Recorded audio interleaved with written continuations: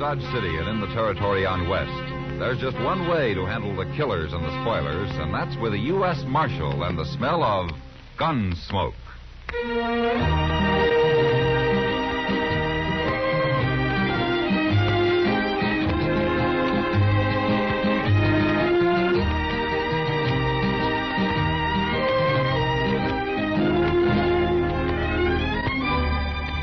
Gunsmoke, starring William Conrad. The story of the violence that moved west with young America. The story of a man who moved with it. Matt Dillon, United States Marshal.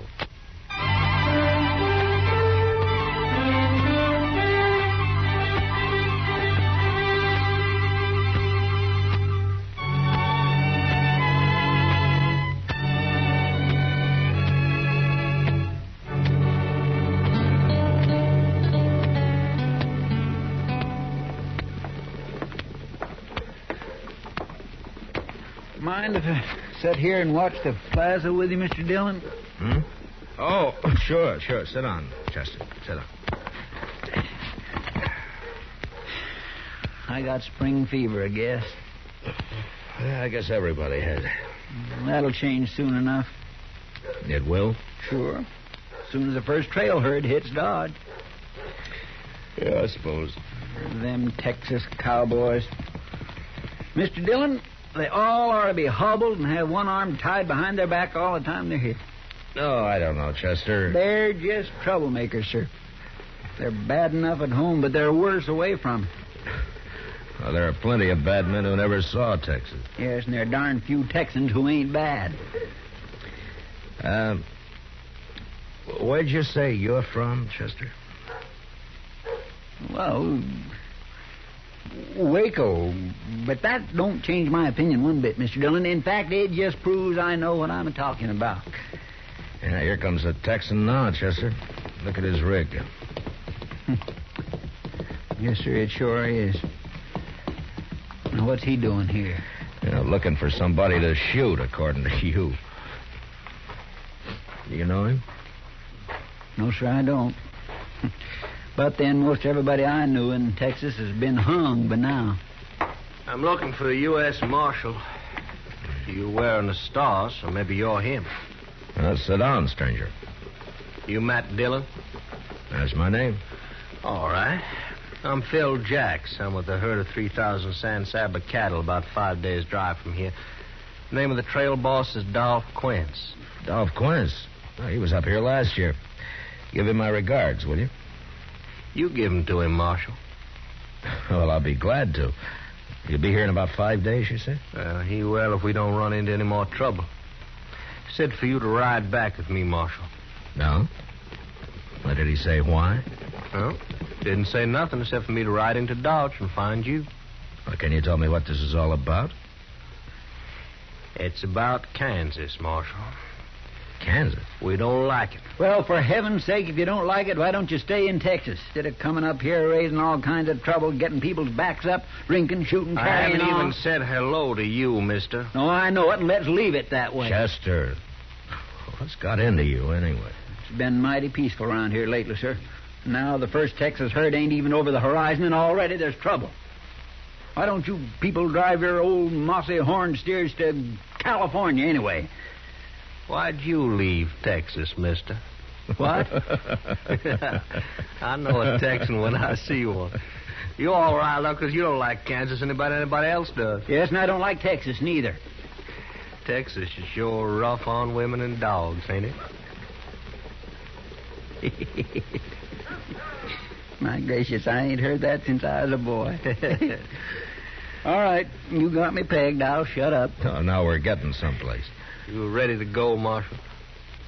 Well, Dolph Quince is a good man. He wouldn't have sent you here without a reason. Yeah, but Mr. Dillon, you Chester, can't go crazy. Suppose you take Jax over to the Dodge House for a good feed, huh? Looks like he could use it. I'll get ready and I'll meet you there in about an hour, huh? Yes, sir, but what about me? Well, like you say, there won't be any trouble till the Texans arrive. I'd like for you to stay here anyway. Yes, sir, Mr. Dillon. Come on, Jackson. It's just down the street. Oh, don't shoot him, Chester. I'll never find that herd alone. I ain't to buy him a drink first, Marshal, and just temper him down a little. Now, say, that's not a bad idea at all. Take your pick, Mr. Jacks. We have a goodly number of very choice saloons here in Dodge.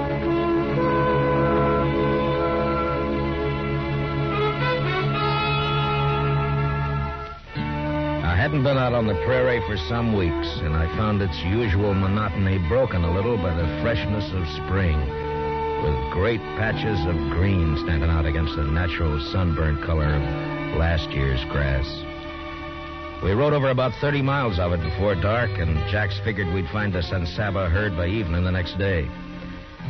And sure enough, an hour or two after we'd crossed the Cimarron next afternoon, we spotted the herd's dust ahead of us.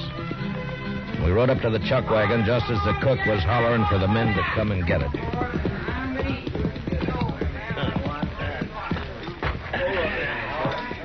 Just drop your saddle anywheres, Marshal. I'll turn your horse in with a remuda. Yeah, all right, thanks, Jack. Dolph Quince will be over there by the fire somewhere. Yeah, I'll find him. All right, come on. Boss, what's he doing? I don't know. I can't understand it.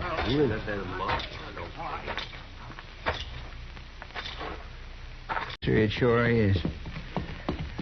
What's he doing here? Looking for somebody to shoot, according to... Camp, ask the cook for a plate. Oh, thank you. Yeah, I'll go with you. I need some more coffee.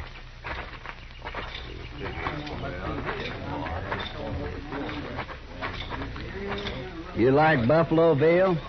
One of the boys roped and shot a calf this morning. Sure, I like it fine. Guess it was buffalo that scared our horses last night. Old remuda broke loose. Hey, cook, give this man a plate of meat. Sure thing, Doc. Yeah, it looks mighty good. You know, Jackson and I haven't eaten since morning. Give me some coffee, will you? Yep. Thanks, cook.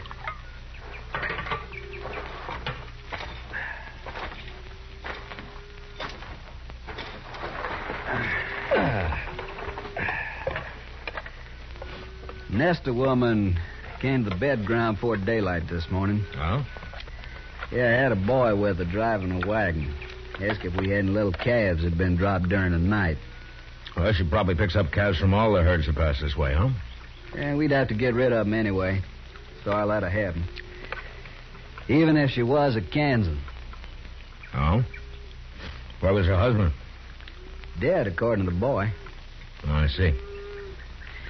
You know, if there'd been a Kansas man asked for calves, I don't think I could have talked these boys into allowing it. Oh, is that so? It sure is, Marshal. Say, you got any tobacco? Mine's a mite dry. Oh, yeah, sure. Oh. Yeah. Here. Fix yourself a smoke. Thanks, Marshal. Tell me, Dolph, have you seen any Kansas Jayhawkers on the way up?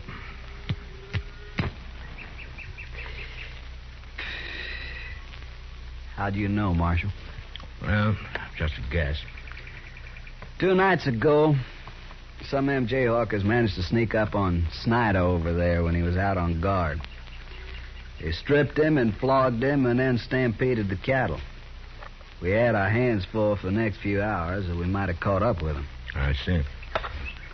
Any trouble since? Not yet. Dolph, the ordinary Kansan hates Jayhawkers as much as you do.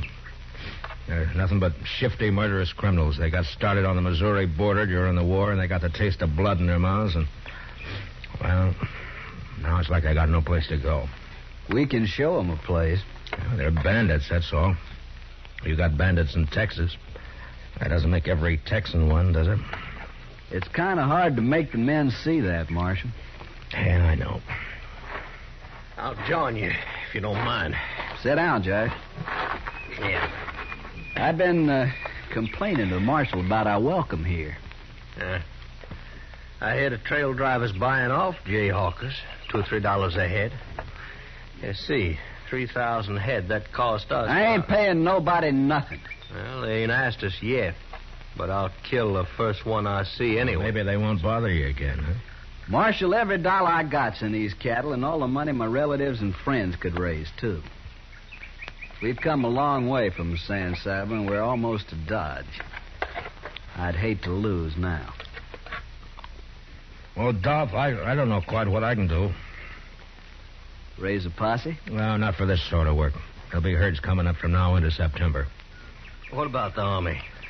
Well, they're out chasing the Indians, as usual. Well, figured that. Had to ask anyways.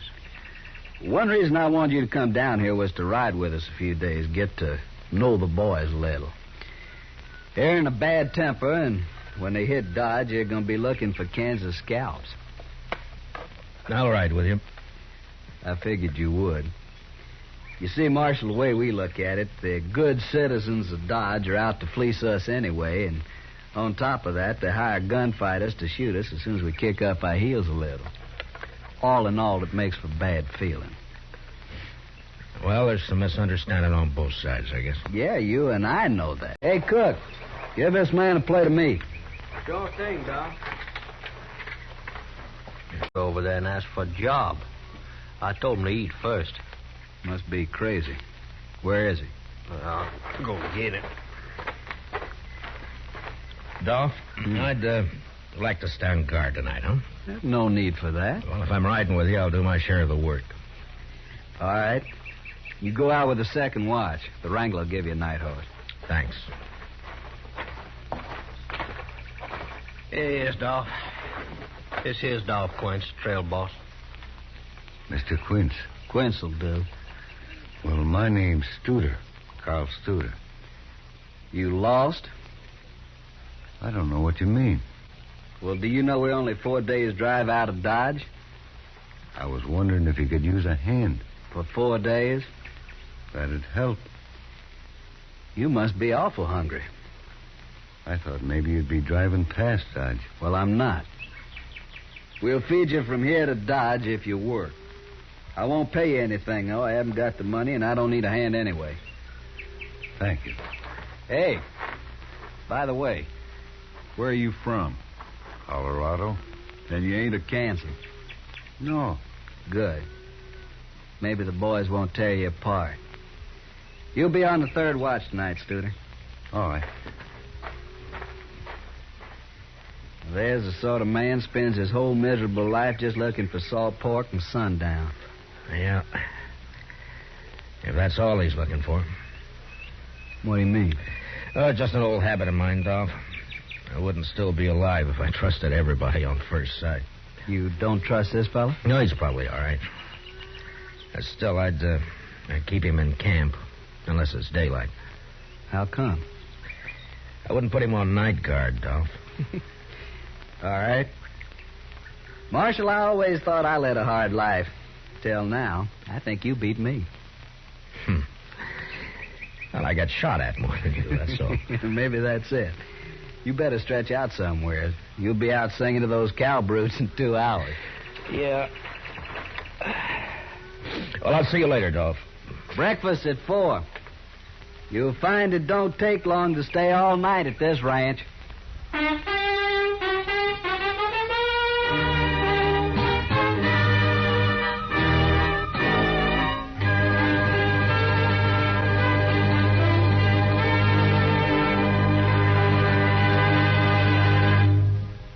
We will return for the second act of Gunsmoke in just a moment. But first, right now, our country is engaged in an all-out effort to fight aggression and preserve our democratic freedom. The future of America concerns us all. That's why we should all help to make that future as bright as possible. By buying United States savings bonds, you can help make American freedom secure, and at the same time, you'll be automatically saving for your own financial security. Buy an extra bond for your future and Uncle Sam's. Now the second act of Gunsmoke.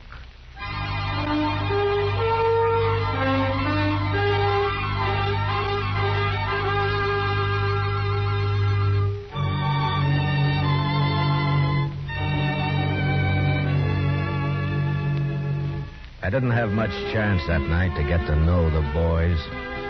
On guard, 2 of us rode around the herd in opposite directions, singing or humming a little to let the cattle know where we were.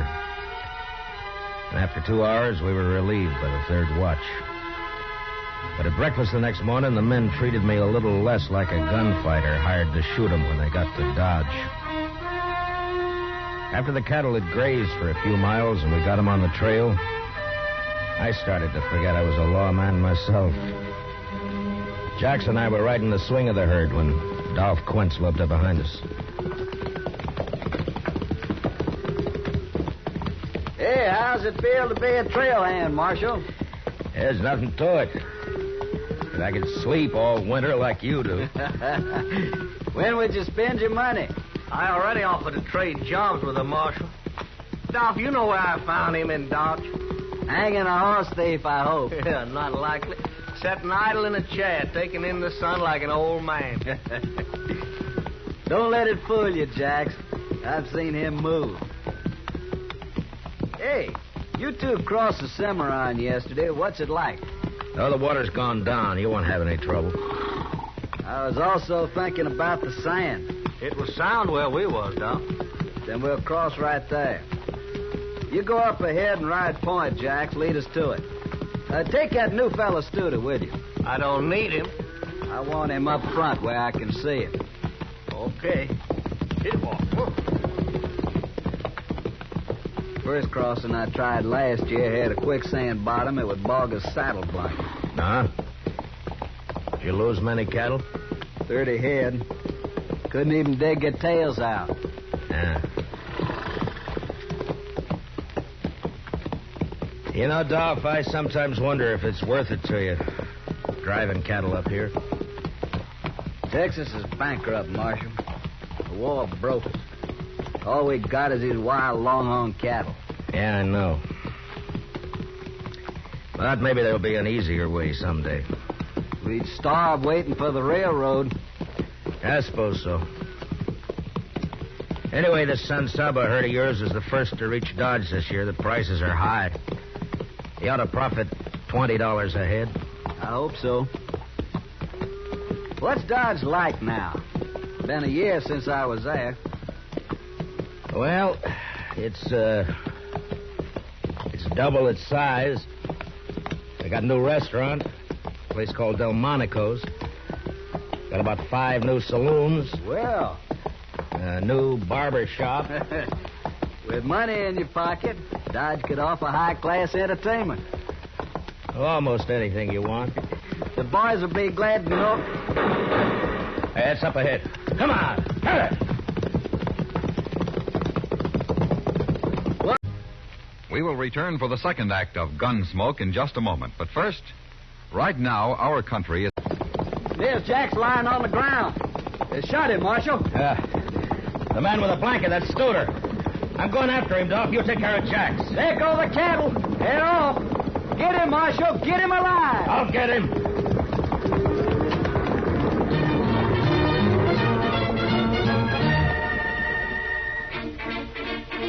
As I followed Studer, a few shots whipped past my head, but they didn't come from him. They came from behind a small rise he was headed for. Whoever was shooting was still too far away from me to worry about.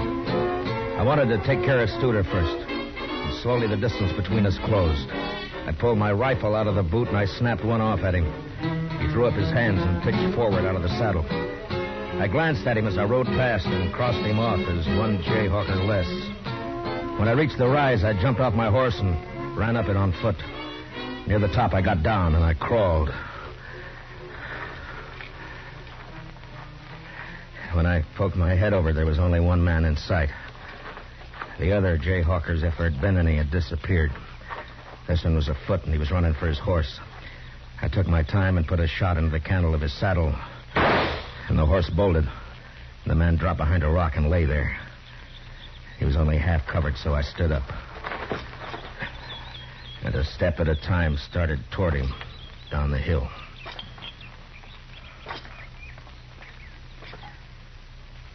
That's far enough, mister. Go on back. You're in pistol range now.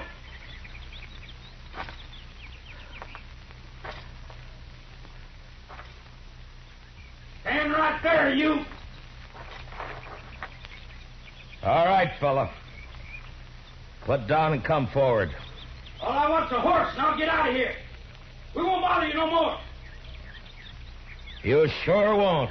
Just let me on a horse. Now listen to me. I'm a United States Marshal.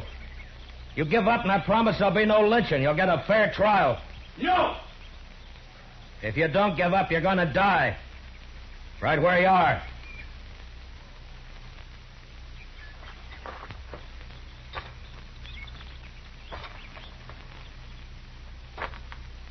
Let it go, I'm warning you. I'm coming after you.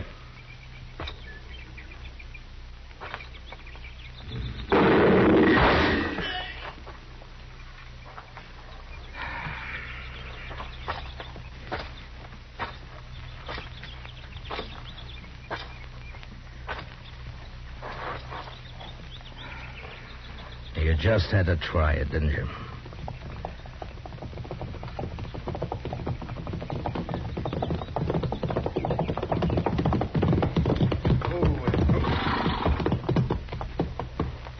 You leave a bloody trail, Marshal. Yeah. I brought Snyder with me. After the whipping they gave him the other night, I figured he deserved to be in on this. Guess I'm too late. Looks like the marshal's done taking care of everybody. Be glad you don't have to kill a man, son. I don't think I'd mind, Marshal. Yeah, I know. Tell me, Dolph, how's Jax? Dead. No. Studer shot him in the back of the head. He was a good man. The boys have got the lead cattle turned. We'll let them mill around for an hour and then graze them out. Good. I left my horse over the rise there, Snyder. Would you get him for me, please? Yeah, sure. Come on. Looks like you walked right down onto this man. I tried to take him alive, like you asked.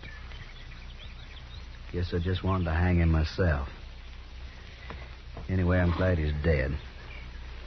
Yeah. Marshal, we'll be burying Jax out here. I'm wondering if you might know how to do it. Maybe a prayer or something. Well, I'm not... Hey, I'll try, Dolph. Let's get back in.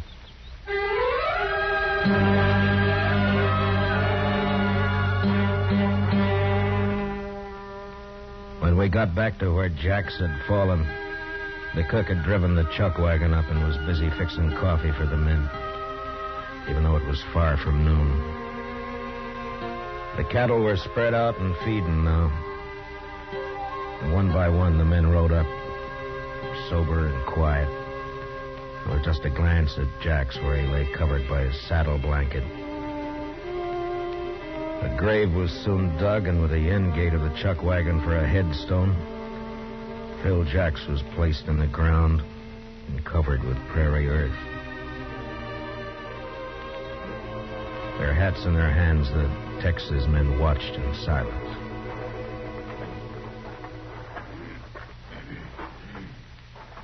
If you will, Marshal, we're ready now. Yeah.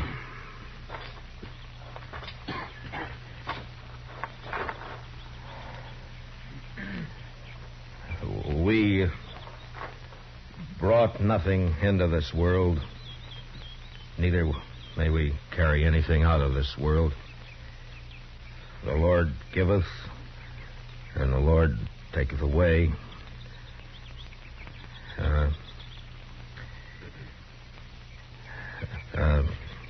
Even as it pleaseth the Lord. Yeah. Even as it pleaseth the Lord, so cometh things to pass. Blessed be the name of the Lord. Amen. Amen. Amen. Oh, Snyder? Yeah. I want you to do something for me, if you will. What? Well, I smuggled a quart of wagon yard whiskey out of Dodge when I came down here. The cook's got it hid in the chuck wagon. Well, now, Marshal. It's not much, but it'll cut the alkali in your drinking water. Why don't you get it and pass it out to the men, huh? Mighty decent of you, Marshal. Always wants a drink of the Marshal's whiskey. Get on over to the chuck wagon. There's times when a drink's good for a man's soul, Marshal. I guess this is one of them. I I think Jax would approve. He sure would. By the way, Marshal, the boys all know how you handle them Jayhawkers. Oh? It ain't changed their mind about Kansas much, but maybe they think a little more highly of the law around here. Of the kind of gunfighter hired by the law, anyway. That's good. Of course, it don't mean they won't hoorah Dodge little when we get there. I expect that. Sure. Come on. We got a drink coming out of that bottle, too.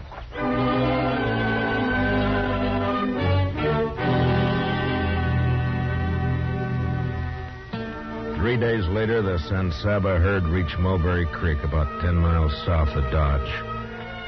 And Dolph Quince decided to hold it there till he got it sold. So I said goodbye to the men and rode on into Dodge ahead of them. We'd meet again. In the plaza, at the Texas Trail, at the Alafraganza. And I was sure of one thing.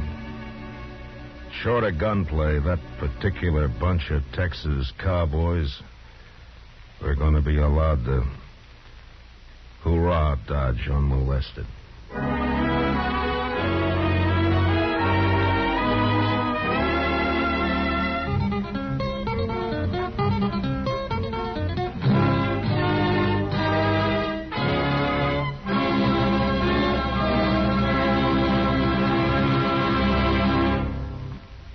Gunsmoke, under the direction of Norman Macdonnell, stars William Conrad as Matt Dillon, U.S. Marshal. Tonight's story was specially written for Gunsmoke by John Meston, with music composed and conducted by Rex Corey. Featured in the cast were Lawrence Dobkin and Harry Bartell, with Sam Edwards, Jack Crucian, and Jim Nusser. Parley Baer is Chester. Gunsmoke is heard by our troops overseas through the facilities of the Armed Forces Radio Service. Join us again next week as Matt Dillon, U.S. Marshal, fights to bring law and order out of the wild violence of the West in Gunsmoke.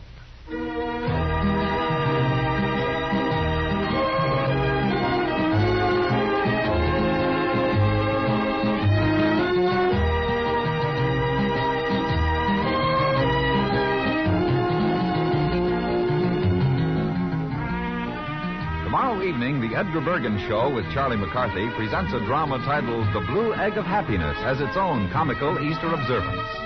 Edgar's daughter, Candy Bergen, age 6, visits the show, and we'll also hear from Jack Kirkwood, who plays a bear, Arthur Q. Bryan, who plays the Easter Bunny, and band leader Ray Noble, who plays a skunk. Remember, it's Bergen and McCarthy tomorrow night on most of these same stations, bringing you laughs along with Jack Benny, Amos and Andy, and the rest of your Sunday nighters on CBS Radio. George Walsh speaking. America's 45 million radio families listens most to the CBS Radio Network.